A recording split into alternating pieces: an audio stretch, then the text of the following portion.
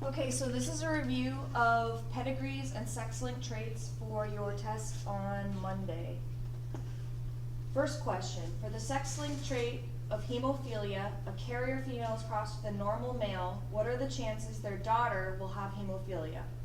So they're telling you the trait is sex-linked, and the fact that a female is a carrier tells us that it has to be a recessive trait, because that is the definition of a carrier. It's somebody that has a copy of the gene but doesn't actually show the trait. So that means that our female, remember for a sex-linked trait, the best thing to do immediately would be to write it like this so that we know that it's a sex-linked trait. So a carrier female is going to have one copy, it doesn't matter what letter you use, and one copy for hemophilia. So I'm going to use N's. It says the male is normal, so we're going to give him a capital N. And now we do our Punnett square, just like we've done before. And what we see is that we're only looking at daughters, so we can cross this out because we don't care about the sons. And you'll notice that all the daughters are going to be normal. One of the rules you can just memorize is that for a girl to have a sex-linked trait, she has to get it from both parents. So her father would have to have it in order for her to have it. So the answer is going to be 0. Our second question, hemophiliac male crossed with a carrier female, what are the chances their son will be a hemophiliac? So, in this case, again, a carrier female. This time the male has it. However, it's a little bit of a trick question because since they're asking about sons, it really doesn't matter what the father is because he's going to give the Y to the sons. So if we cross out the daughters, because we're looking at sons in this case, you're going to see that they have a 50-50 chance of hemophilia.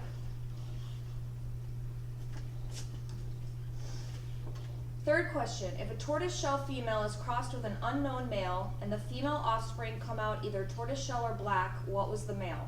So in this case we're talking about tortoiseshell cats that we talked about in class.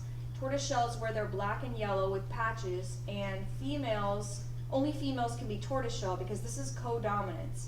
So a tortoiseshell female, it doesn't really matter what letters we use. I'm going to use big B and little b, even though technically it's not that yellow is recessive. So our female is tortoiseshell, and it says that the female offspring come out either black or tortoiseshell. So we're going to ignore the males. We know our male cat has something. So I know that our female is going to give X big B and X little b. And our male is either going to give X big B or like X little b, and we need to figure out which one he is. So if he was X big B, then what we would see is X big B here and X big B here, which would give us one tortoiseshell and one black, which is our correct answer. He had to be black. If you work it out the other way, which only takes a second, and he was X little b, then this one would be X little b tortoiseshell, and this one would be yellow. So the only way that this would work to give black female kittens would be if the male was black. Okay, tortoiseshell female crossed with an unknown male, and the male offspring come out some black and some yellow. What was the phenotype of the male? Well, sort of like our color blindness question, this is a little bit of a trick question because here's our cross, and our male is going to give the Y chromosome. So without knowing what the females are, we really can't tell the answer to this question because our males are going to come out black and yellow no matter what the male is, because the male's going to give the Y and it's the female that's making those offspring black and yellow. So our answer here is not enough information. The reason why it's not E, the only cross that would be impossible would be two tortoiseshell cats. That wouldn't be possible because that would be crossing two females, so that wouldn't work.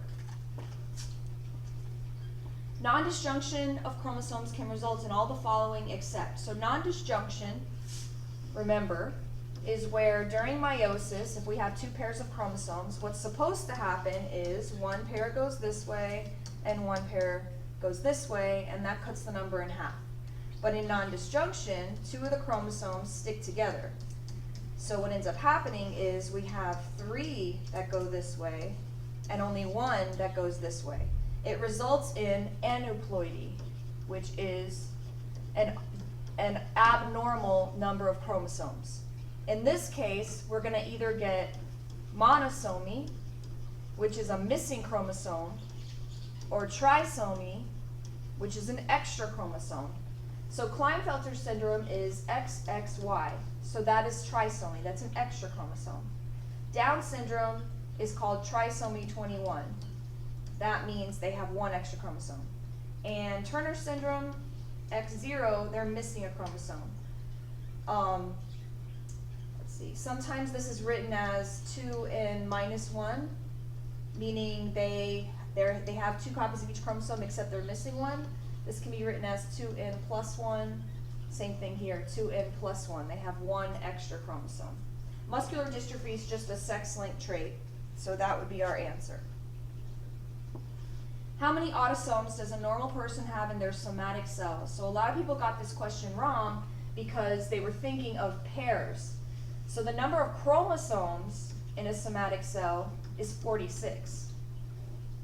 44 of them are autosomes, and then 2 of them are your sex chromosomes, which are either XX or XY.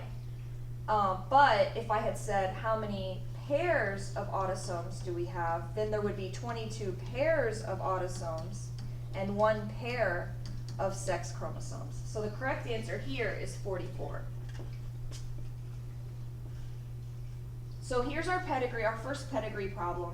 The first thing you want to look for is if it skips generations. If it skips generations, that tells us for sure the trait is recessive. And in this case, we do see it skip a generation. We actually see it skip 2 generations. But anytime we see parents that don't have it, and now kids that have it, that's what we call skipping generations. And that tells us it has to be recessive. So we can cross out dominant in our choices. Now what we want to look for is, one of the rules is that if it's a sex-linked recessive trait, it should be much more common in males. We should see almost all cases that we see it should be in males, and probably no females have it. In this case, we don't see that pattern. So we are going to say that this is autosomal recessive. There's another rule that if you see a male pass it to another male, that also would tell us it's autosomal recessive, but just because we don't see that doesn't mean that that it's autosomal recessive. There is one clue here that would tell you also, if you tried to work it out sex-linked, then he is X big BY, he doesn't have it. She could be heterozygous, but one of our rules is that in order for a female to have a sex-linked recessive trait, she would have to get a copy from both parents, and he's not colored in. So that tells us that sex-linked just plain wouldn't work here. So this is going to be an autosomal recessive trait. Our next one, they want to know the genotype of person 3-2. So that's this person here. So first of all, again, it's pretty obvious that this trait is recessive. Since they're showing us all males showing it and no females, they're going for this trait being sex-linked. It is possible if you work it out. I don't think you'll find a case where it wouldn't work as an autosomal recessive trait. However, if you see all males having it and no male-to-male transmission, they're wanting you to assume sex-linked. So once we've done that, you can eliminate these 3 choices, and it's got to be either D or E. Since the dad had it, he's going to be X little by. The mom could be X big B, X little b. We really don't know, and it really doesn't matter, because she is definitely going to get the little b from her dad, and she doesn't have it, so she must have gotten a big B from her mom, so she has to be this. Not to mention that she had a son with it, and again, she couldn't do that if she was big B, big B. All right, our next one, the genotype of person 16. So they want the genotype of this person here. Once again, this is a recessive trait. A lot of people didn't notice, but these 2 people right here are not colored in. So that's skipping a generation. It only has to skip a generation in one spot in the pedigree, and we know it's recessive.